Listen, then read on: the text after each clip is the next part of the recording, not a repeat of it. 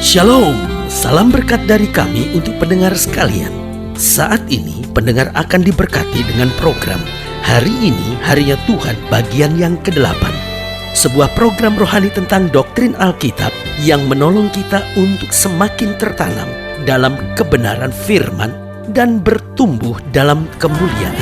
Bersama hambanya, Pendeta Gilbert Lumwendong, STH.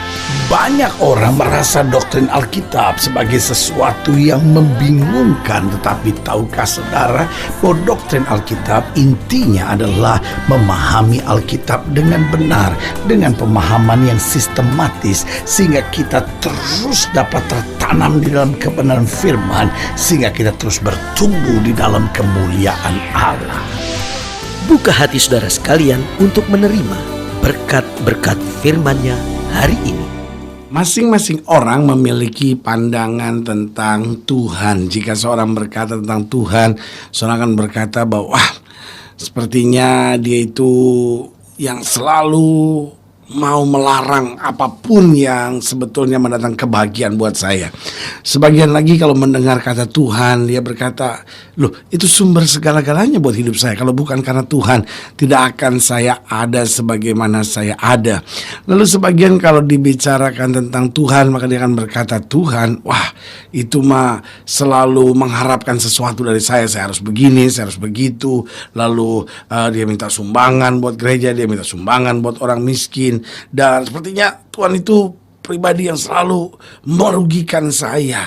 Lalu sebagian lagi kalau ditanya tentang Tuhan, oh itu adalah Allah yang selalu menghukum, menghajar. Kalau saya salah dipukul, dihajar, lalu dirampas kebahagiaan saya. Dan sepertinya menyadari bahwa Tuhan ada tuh tambah mendatang ketakutan dalam kehidupan ini. Tetapi saudaraku yang kasih dalam Tuhan, kalau kita mengerti makna dan mengenal Dia lebih dalam lagi, maka kita tahu Tuhan itu baik. Tuhan itu berarti buat kita. Bahkan Daud berkata, Tuhan adalah gembalaku, takkan kekurangan aku. Karena itu kita gak bisa mengenal Tuhan hanya dari kulitnya saja. Kita gak bisa tahu Tuhan hanya dari luarnya saja. Tetapi makin kita dalam Tuhan, pemazmur berkata, kecap dan lihatlah betapa baiknya Tuhan itu. Karena makin kita dekat dengan Tuhan, kita mengerti segala larangan-larangannya pun adalah untuk kebaikan kita. Kalau Dia minta sesuatu dari kita, maka Dia akan memberkati kita berlipat kali ganda. Haleluya. Selamat datang dalam program kita hari ini, Harinya Tuhan. Sebuah program rohani yang kembali mengingatkan kepada kita betapa pentingnya kita menjadikan firman Tuhan sebagai dasar keseharian hidup kita. Karena selama kita menjadikan firman Tuhan sebagai dasar keseharian hidup kita, langkah-langkah ke depan kita penuh dengan kepastian, kemenangan, berkat, mujizat, dan perkara-perkara yang besar. Haleluya. Dan dalam program ini kita sedang membahas tentang Tuhan yang mengembalakan hidup kita. Karena saudaraku yang kasih dalam Tuhan, menarik untuk kita pelajari. Alkitab sering kali bicara bahwa kita adalah domba-dombanya Allah. Nah, kalau kita bicara tentang domba, maka domba adalah binatang yang tidak bisa lari kencang untuk menghindari musuh. Domba juga adalah binatang yang tidak mempunyai tanduk untuk menyerang musuh. Domba juga adalah binatang yang tidak mempunyai taring untuk memangsa musuh-musuhnya. Berarti saudaraku yang kasih dalam Tuhan, domba tidak punya sesuatu untuk dapat melawan atau menghindari dari musuh. Tetapi bahkan Alkitab berkata kita ini seperti anak domba di tengah serigala. Berarti bayangkan, dunia ini menjadi dunia yang buas, dunia ini menjadi dunia yang menakutkan. Jadi kalau saudara mendengar program ini dan berkata, aduh saya lagi banyak masalah, saya mau beritahu itu adalah bagian dari dunia ini. Karena dunia ini adalah dunia yang keras, dunia ini adalah dunia yang buas, saudara-saudara. Tetapi Alkitab janji buat kita, meskipun kita anak domba di tengah serigala, tetapi Kristus adalah gembala yang baik buat kita. Nah, saudaraku yang kasih dalam Tuhan, pembahasan kita dalam program ini tentang Tuhan mengembalakan kita, kita bisa sama-sama lihat dari Mazmur pasal 78, dari Mazmur 78 ayat yang ke-56 sampai ayat yang ke-72. Mazmur 78 ayat yang ke-56 sampai ayat yang ke-72, demikian firman Tuhan. Mazmur 78 ayat 56. Tetapi mereka mencobai dan memberontak terhadap Allah yang Maha Tinggi dan tidak berpegang pada peringatan-peringatannya.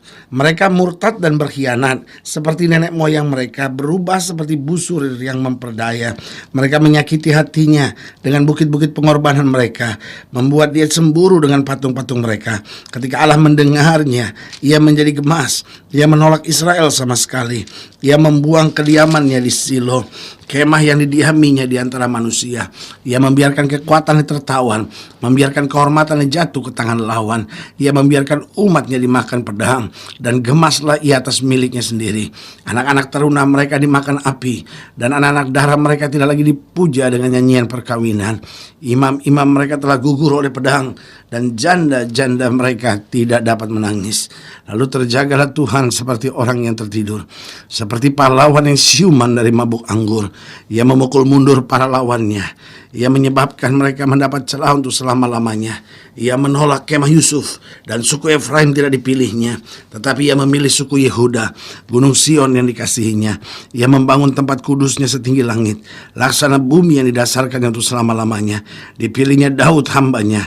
Diambilnya dia dari antara kandang-kandang kambing domba. Dari tempat domba-domba yang menyusui didatangkannya dia untuk mengembalakan Yakub umatnya, dan Israel miliknya sendiri. Ia mengembalakan mereka dengan ketulusan hatinya dan menuntun mereka dengan kecakapan tangannya. Saudaraku yang kekasih dalam Tuhan, Pemazmur sedang bicara tentang bagaimana Daud dipilih oleh Tuhan dan bagaimana kemudian Tuhan memakai Daud untuk mengembalakan umatnya. Tetapi dari sini kembali Alkitab mau gambarkan bahwa tangan Tuhan sendiri yang memakai Daud, tangan Tuhan sendiri yang kemudian menuntun umat, tangan Tuhan sendiri yang akhirnya menggembalakan setiap kita. Nah, saudaraku yang kasih dalam Tuhan, kembali pada titik persoalannya, kenapa Tuhan harus mengembalakan kita?